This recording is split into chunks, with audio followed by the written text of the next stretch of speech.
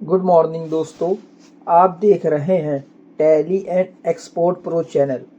आज की इस वीडियो में मैं आपको बताऊंगा ई वे बिल के बारे में कि ई वे बिल क्या है, इसको जनरेट कैसे किया जाता है और इसकी ज़रूरत क्यों पड़ती है ई वे बिल की। तो बहुत ही सरल भाषा में बताने की कोशिश करूंगा।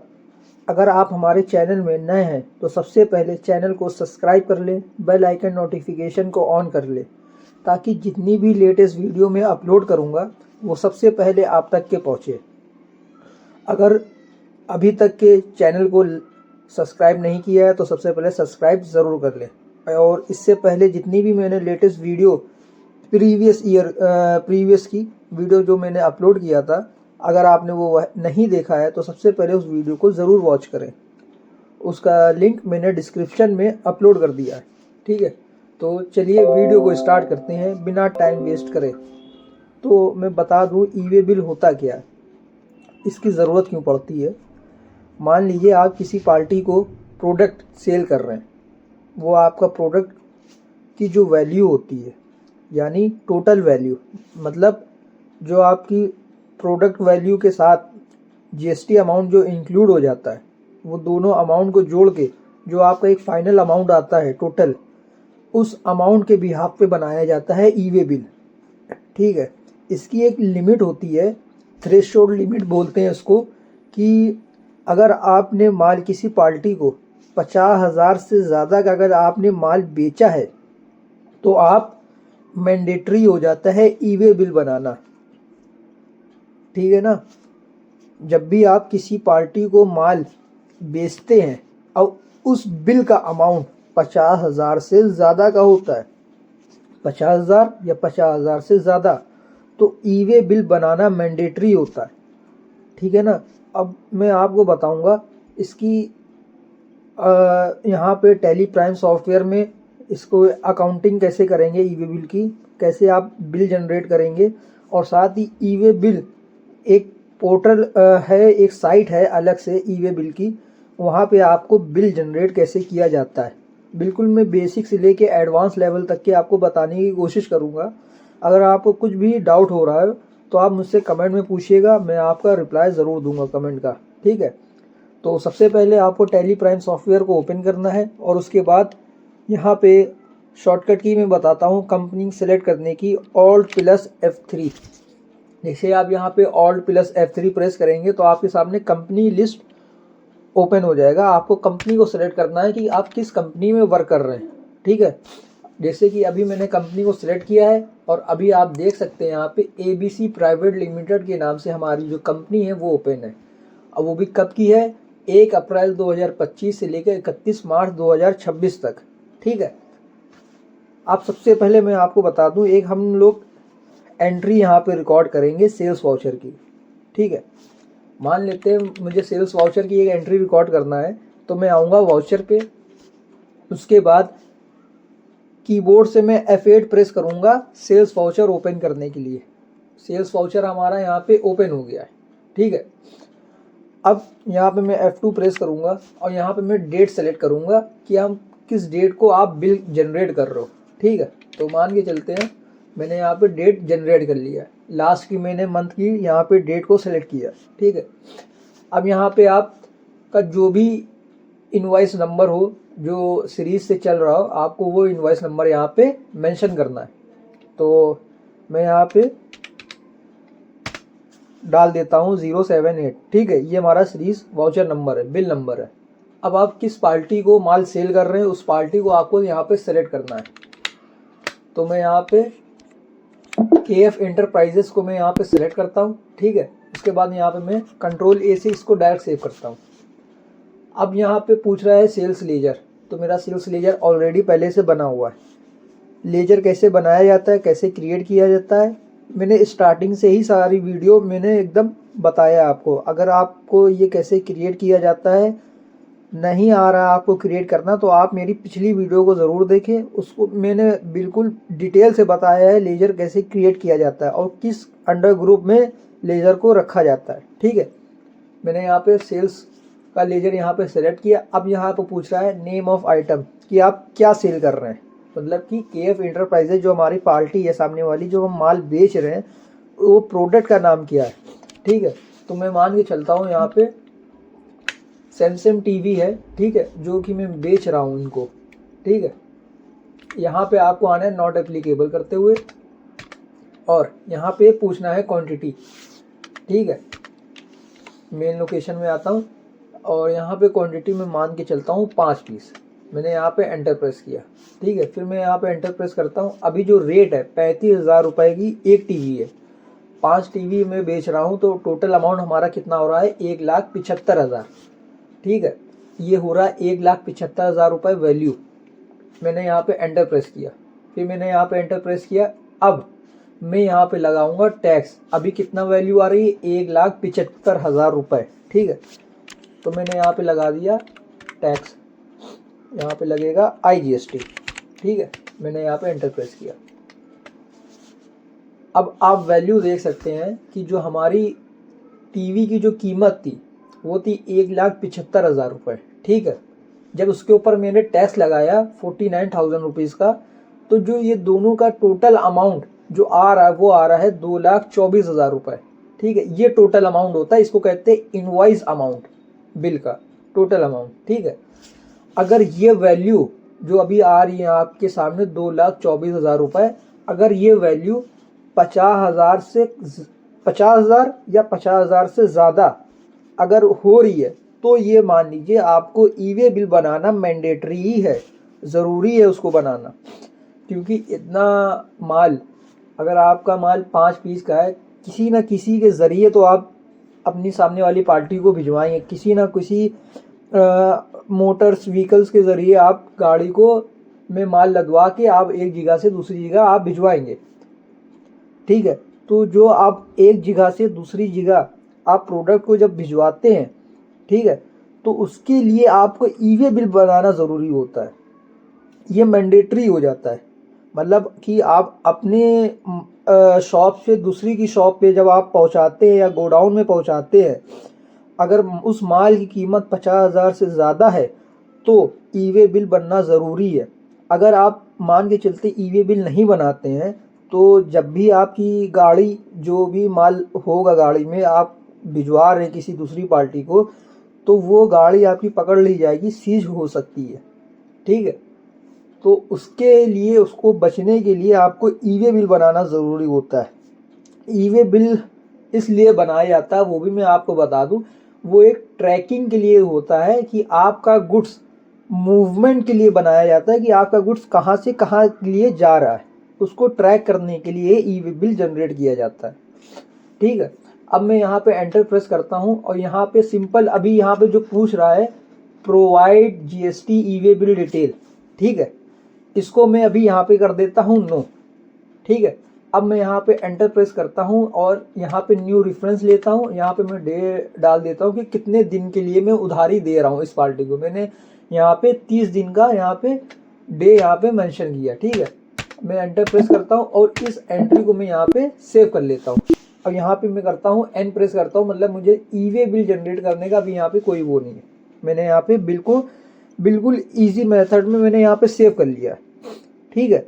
अब मैं कीबोर्ड से पेज अप बटन दबाऊंगा, प्रेस करूंगा यहाँ पे, तो जो आपने अभी रिकॉर्ड किया था बिल, वो आपके सामने यहाँ पे शो हो रहा है। अब आपको यहाँ पे इसी बिल को देखते हुए ही ईवे बिल जनरेट करना है। अब ईवे बिल जनरेट कैसे किया जाता है वो मैं आपको बताता हूँ, ठीक है। सबसे पहले आपको कोई भी ब्राउज़र में आना है और यहाँ पे आपको आ जाना है, ठीक है। मैं यहाँ पे गूगल क्रोम खोलता हूँ और यहाँ पे आपको, यहाँ पे मैं नया टैब ओपन करता हूँ और यहाँ पे सर्च करना है ईवे बिल लॉगिन। जैसे आप यहाँ पे सर्च करेंगे ईवे बिल लॉगिन, ठीक है, आप यहाँ पे ईवे बिल लॉगिन यहाँ पे आपको सर्च करना है। जो भी फर्स्ट साइट, पहली जो साइट आती है ईवे बिल की, ठीक है ना। अभी यहाँ पे मेरा नेट थोड़ा स्लो चल रहा है तो यहाँ पे शो जल्दी नहीं हो रहा है। अब आप देख सकते हैं यहाँ पे एक साइट आ रही है ईवे बिल लॉगिन की। जैसे आप यहाँ पे क्लिक करेंगे तो अभी ये देखिए लोडिंग हो रहा है, ठीक है ना, ये लोडिंग हो रहा है। यहाँ पे देखिए ईवे बिल की साइट हमारी यहाँ पे ओपन हो गई है। अब आपको क्या करना है, यहाँ पे यूज़र नेम और पासवर्ड, मतलब यूज़र आईडी और पासवर्ड यहाँ पे आपको यहाँ पे इनपुट करना है, तभी ये लॉगिन होगा, ठीक है ना। तो मैं यहाँ पे यूज़र आईडी में यहाँ पे मेंशन कर दिया मैंने यहाँ पे। अब मैं यहाँ पे पासवर्ड को टाइप करता हूँ, तो मैंने यहाँ पे पासवर्ड को मैंने यहाँ पे लिखा। अब यहाँ पे कैप्चर कोड भरना ज़रूरी है, मतलब कैप्चर कोड क्या है, जो अमाउंट ये आपको दिख रहा है 11RS1O, आपको यहाँ पे टाइप करना है। तो मैंने यहाँ पे 11RS1O टाइप किया। अब यहाँ पे आपको आना है लॉगिन पे। अभी आप देख सकते हैं यहाँ पे लोडिंग हो रहा है, मतलब अब आप देख सकते हैं एक नया डैशबोर्ड आपके सामने आ गया। आपको सिंपल यहाँ पे ओके प्रेस करना है, ठीक है। ये ई-वे बिल की एक जेन्युइन साइट है, गवर्नमेंट से रिलेटेड है। आपको यहीं इसी साइट पे आके ही ई-वे बिल जनरेट करना है, कोई सी दूसरी साइट पे, फेक साइट पे आपको ई-वे बिल जनरेट नहीं करना है, ठीक है। तो आपको आना है यहाँ पे, आप एक ऑप्शन देख सकते हैं ई-वे बिल के बारे में, ठीक है। आप जैसे यहाँ पे क्लिक करेंगे तो एक ऑप्शन आएगा जनरेट न्यू, यहाँ पे आपको क्लिक करना है सिंपल। जैसे आप यहाँ पे जनरेट न्यू पे एक क्लिक करेंगे तो अभी थोड़ा नेट स्लो चल रहा है, तो थोड़ा धीरे धीरे प्रोसेस हो रहा है यहाँ पे काम का। तो अभी आप देख सकते हैं लोडिंग भी यहाँ पे हो ही रही है, ठीक है। अब ये आपके सामने एक बिल फॉर्मेट पूरा यहाँ पे आपके सामने यहाँ पे दिख रहा होगा। मैं आपको थोड़ा जूम आउट करके दिखाता हूँ, कोशिश करूँगा।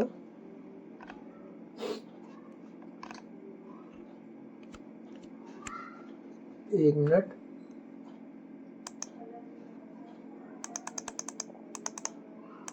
ये रहा, ठीक है। अब आप यहाँ पे अच्छे से देख सकते हैं, इतना मैं कर देता हूँ। अब यहाँ पे सबसे पहले आपको, जैसे आपने लॉगिन कर लिया है, ठीक है, आपको ई-वे बिल जनरेट करना है, तो आपको दो चीज़ें ज़रूर देखनी। सबसे पहले एक जो लिखा हुआ है सप्लाई टाइप, मतलब ये ऑप्शन टिक होना चाहिए आउटवर्ड। आउटवर्ड माने क्या, हम किसी को माल बेच रहे हैं, मेरे वहाँ से माल जा रहा है, आउटवर्ड हो रहा है, निकल रहा है, तो ये ऑप्शन सिलेक्ट होना चाहिए, ठीक है। और दूसरा जो होना चाहिए वो होना चाहिए सप्लाई, की सप्लाई गुड्स हम अपनी सप्लाई कर रहे हैं, ठीक है, माल बेच रहे हैं। ये दो ऑप्शन आपको ज़रूर देखना है लॉगिन करने के बाद। यहाँ पे ये दो ऑप्शन क्रिएट है, यहाँ पे चेक है क्या नहीं है। उसके बाद आपको आना है, मैं आपको बता दूं फिर आपको क्या करना है। मैं यहाँ पे थोड़ा साइड में दिक्कत है और माउस भी मेरा थोड़ा वैसे चल रहा है, ठीक है। चलिए मैं ऐसे ही बता देता हूँ।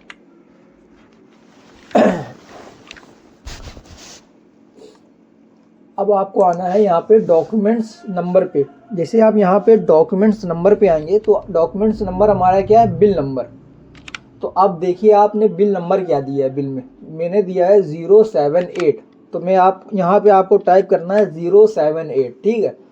अब आपने डेट क्या सेलेक्ट करी थी, 31 जनवरी 2026। तो यहाँ पे आपका एक ऑप्शन देख रहे होंगे डेट सिलेक्शन का, तो आपको यहाँ पे आना है और डेट सिलेक्ट करना। मैंने लास्ट की डेट लिया है, तो अभी आप देख सकते हैं करंट डेट का ही शो होता, बाकी कोई हाईलाइट आगे की डेट का नहीं हो रहा है, ठीक है।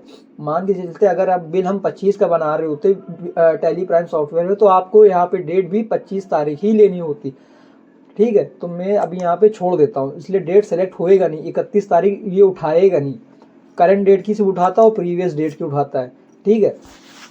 अब यहाँ पे पूछ रहा है जीएसटी नंबर, जो आरटी का जीएसटी नंबर है। मैं यहाँ पे एंटर प्रेस करता हूँ। ये जो जीएसटी नंबर है, मान के चलता हूँ मैं इसको कॉपी कर लेता हूँ, ठीक है। और यहाँ पे आता हूँ मैं इसको पेस्ट कर देता हूँ। जैसे ही आप किसी भी पार्टी का, रजिस्टर पार्टी का, आप जब यहाँ पे जीएसटी नंबर, ठीक है, मैं इसको भी ओके कर देता हूँ, आपको पूरी बात बता दूंगा अच्छे से। जब भी आप किसी रजिस्टर पार्टी का जीएसटी नंबर यहाँ पे आप मेंशन करेंगे, तो जो ये डिटेल है यहाँ पे, नाम, यहाँ पे address, place, pin code, state क्या है, सब कुछ ऑटोमेटिक आ जाएगा। आपको यहाँ पे कुछ भी डिटेल सामने वाली पार्टी की यहाँ पे आपको मेंशन करनी ही नहीं होगी।